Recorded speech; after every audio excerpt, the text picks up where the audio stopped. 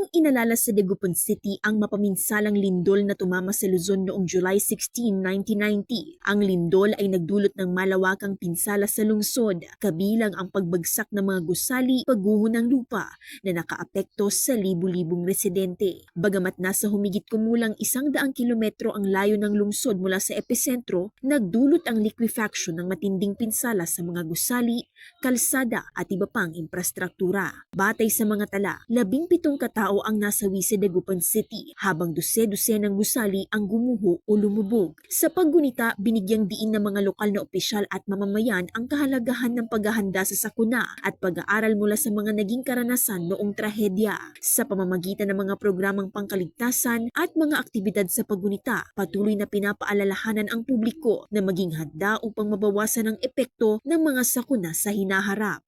Sa ika-36 na anibersaryo ng mapaminsalang lindol sa Luzon, paalala lamang ito na hindi man natin malaman ang araw at oras ng paggalaw ng lupa, kaya naman nating isalba ang ating buhay basta lagi tayong alerto at handa.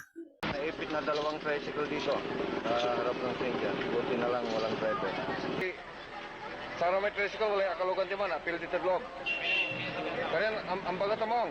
Kaya wala isang ang bagat dito na vlog. Kasama mula dito sa IFM Dagupan, ito si Idol Joanna De Vera, Tatak IFM.